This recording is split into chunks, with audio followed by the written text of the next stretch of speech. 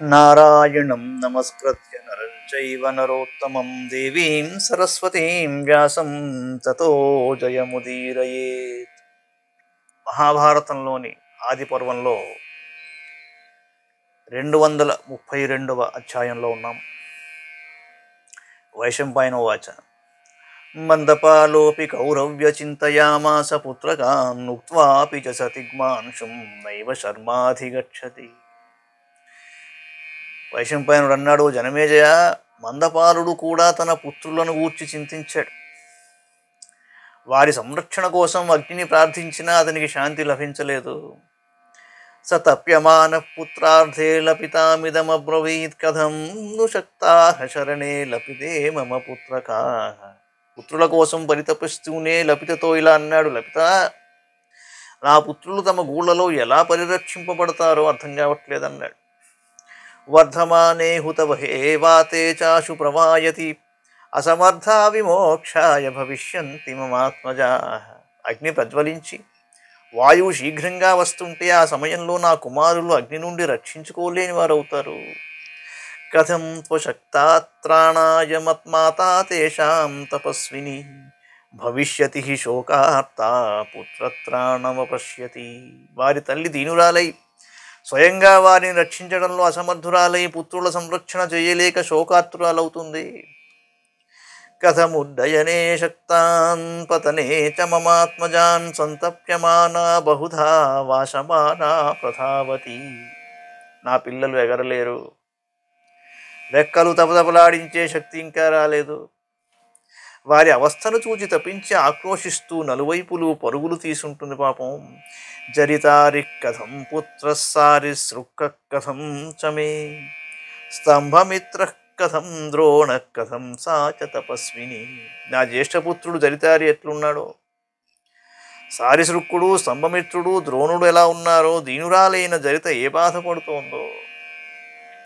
లాలప్యమానం తమృషిం మందపాలం తథావనే లపిత ప్రత్యువాచేదం సాసూయమివ భారత. మందపాల ఋషి ప్రకారంగా ఖాండవవనంలో విలపిస్తుంటే లపిత అసూయతో ఇలా బదులు పలికింది, నతే పుత్రేష్వేచ్ఛాస్తి యాన్ ఋషీనుక్తవానసి తేజస్వినో వీర్యవంతర్న తేషాం జ్వలనాద్ భయం. నీకు పుత్రులను చూడాలి అనే చింత అవసరం లేదు. తేజస్సులు వీర్యవంతులు అయిన ఏ ఋషుల పేర్లు నీ పిల్లలకు పెట్టావో వారి మహిమచే నీ పుత్రులకు కొంచెమైనా నా భయం లేదు. త్వయాగ్నౌ తే పరీతాశ్చ స్వయం హి మమ సన్నిధౌ ప్రతిశ్రుతం తథా చేతి జ్వలనేన మహాత్మన. నా సన్నిధిలో నీచి అగ్నిదేవునికి స్వయంగా పుత్రులు అర్పించబడ్డారు. ఆ మహాత్ముడు వారి రక్షణ విషయంలో ప్రతిజ్ఞ చేశాడు. లోకపాలో నతాం వాచం ఉక్త్వా మిథ్యాకరిష్యతి సమక్షం బంధుకృత్యేన తేన తే స్వస్థమానసం. లోకపాలకుడు అగ్ని మాట ఇస్తే ఇది అబద్ధం కాదు. లోకపాలకుడు అగ్ని మాట ఇస్తే ఇది అబద్ధం కాదు. నీ మనస్సు పిల్లలను రక్షించుట అనే బంధుకృత్యంలో ఉత్సుకం కాలేదు. తామేవతు మమామిత్రాం చింతయన్ పరితప్యసే ధ్రువం మయినతే స్నేహ యథా తస్యాం పురాభవతు. నా శత్రువైన జరితను చింతిస్తూ పరితపించావు. నీకు నా విషయంలో పూర్వం ఆమె యందు ఉన్నట్లు ప్రేమ నిశ్చయంగా లేదు. నహి పక్షవతాన్యాయం నిస్నేహేన సుహృజ్జనే పీడ్యమానోపద్రష్టుం శక్తేనాత్మా కథంచన. సహాయకుల శక్తి గల నీకు స్నేహితులమైన మా యందు ఉపేక్ష చూపటం ఉచితం కాదు. ఇది ఏ విధంగానూ ఉచితం కాదని చెప్పగలం. గచ్చత్వం చరితామేవ యదర్థం పరితప్యసే చరిష్యామ్యహమప్యేకా యథా కుపురుషాశ్రిత. నీవు ఏ జరిత కోసం బాధపడుతున్నావో ఆమె వద్దకే వెళ్ళు. నేను కూడా దుష్టుని ఆశ్రయించిన స్త్రీ వలె ఒక్కతినే చరిస్తాను. మందపాలో ఉవాచ నాహమేవం చరే లోకే యథా త్వమభిమన్యసే అపచ్చ హేతోర్విచరే తచ్చ కృచ్ఛ్రగతం మమ. మందపాలుడు అన్నాడు, నీవెలా అనుకుంటున్నావో నేను అలా ఈ సంసారంలో సంచరించటం లేదు. నా విచారమంతా సంతానం కోసమే.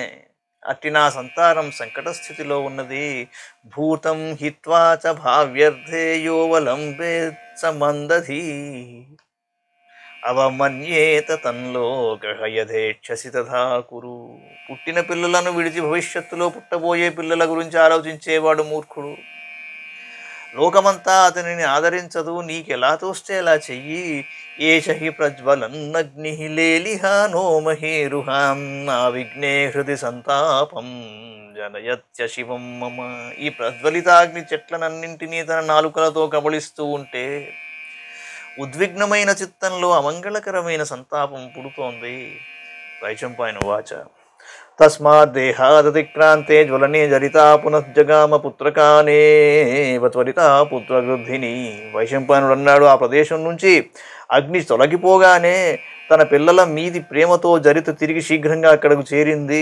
సాతాన్ కుశలిన సర్వాన్ విముక్తాం జాతవేదసహరోరూయమానాం దదృశే వనే పుత్రాన్ నిర్యామయాన్. అగ్ని కరుణచే విముక్తులై క్షేమంగా ఉన్న పిల్లలందరినీ చూసింది, కష్టం తీరి అరుస్తున్నట్లు తెలుసుకుంది. అశ్రూణి మముచే తేషాం దర్శనాత్ సా పునః పునః ఏకైకశ్యేన తాన్ సర్వాన్ క్రోశమానాన్ వపద్యత. వారి దర్శనం వల్ల ఆమె మరల కన్నీటి ధారలను విడిచింది. ఒక్కొక్కరిని విడివిడిగా పిలిచి తన పిల్లలను కలిసి ఆనందించింది. తతోభ్యగచ్చత్ సహసా మందపాలోపి భారత అథతే సర్వ ఏవైనం నాభ్యనందం సదా సుతాః. ఇంతలో మందపాలుడు కూడా శీఘ్రంగా అక్కడికి వచ్చాడు. కానీ ఆ పిల్లలలో ఎవరూ ఆ మందపాలుని అభినందింపలేదు. లాలప్యమానమేకైకం జరితాం చ పునః పునః నచైవోచుస్తదా కించిత్ తం ఋషిం సాధు సాధువా. విలపిస్తున్న వారిని ఒక్కొక్కరిని జరితను మరల పలుకరించిన వారెవరూ ఆ ఋషితో మంచిగా గాని చెడుగా గాని మాట్లాడలేదు. మందపాల ఉవాచ జ్యేష్ఠసుతస్తే కతమః కతమస్తస్య చానుజః మధ్యమః కతమశ్చైవ కనీయాన్ కతమశ్చతే.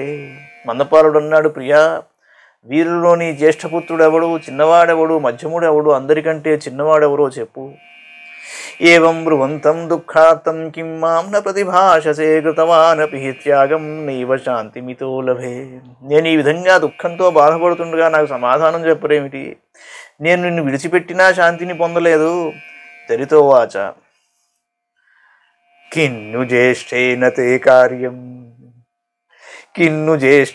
తే కార్యం కిమనంతరజేన తే కిం వా మధ్యమజాతేన కిం కనిష్ఠేన వా పునః. చరిత అన్నది, నీకు జ్యేష్ఠునితో పనే ఉంది, తర్వాతి వానితో పనేమిటి? మధ్యమునితో కనిష్ఠునితో సిద్ధించే ప్రయోజనం ఏమిటయ్యా నీకు? యాం త్వం మాం సర్వతో హీనాం ఉత్సృజ్యాసి గతః పురా తామేవ లపితాం గచ్చ తరుణీం చారుహాసిని. పూర్వం నీవు నన్ను అందరికంటే హీనురాలిగా భావించి విడిచిపెట్టావు. ఆ సుందరమైన చిరునవ్వు యవ్వనం గల లపిత వద్దకే వెళ్ళిపోవయ్యా నువ్వు అంది. మందపాల ఉవాచ స్త్రీణాం విద్యతే కించిదమృత పురుషాంతరాత్ సాపత్నకమృతే లోకే నాణ్యదర్థ వినాశనం. మందపాలుడు అన్నాడు, స్త్రీలకు పరలోకంలో పరపురుష సంబంధం సవతి పోరు తప్ప మరే దోషం వారి పరమార్థాన్ని నాశనం చెయ్యలేదు. వైరాగ్ని దీపనం చైవ భృశముద్వేగకారి చ సువ్రతా చాపి కళ్యాణి సర్వభూతేషు విశ్రుత. అరుంధతి మహాత్మానం వశిష్ఠం పర్యశంకత విశుద్ధభావమత్యంతం సదా ప్రియహితే రతం. సప్తర్షి మధ్యగం ధీరం అవమేనే చ తం మునిం అపధ్యానేన సాతేన ధూమారుణ సమప్రభా లక్ష్యానాభిరూపా నిమిత్తమివ పశ్యతి.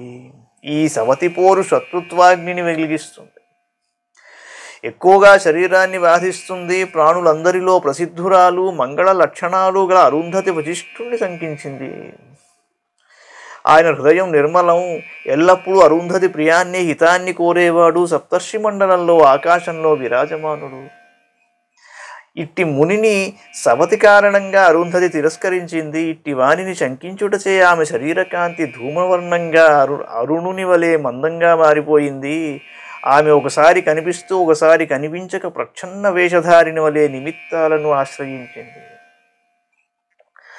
అపత్యహేతో సంప్రాప్తం తథా త్వమపి మామివ ఇష్టమేవం గతే హిత్వం సా తథైవాచ్య వర్తతే.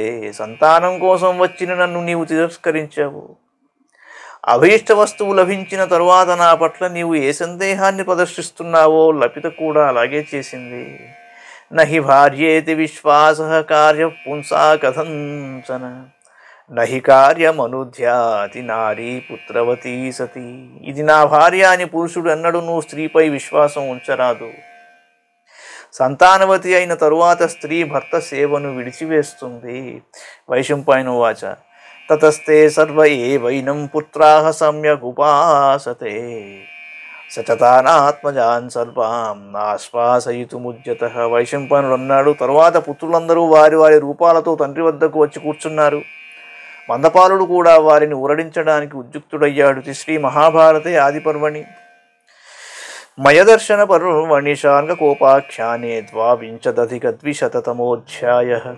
మంగళం భగవాన్ విష్ణుః మంగళం గరుడధ్వజః మంగళం పుండరీకాక్షో మంగళాయ తనో హరిః. సర్వం శ్రీకృష్ణార్పణమస్తు.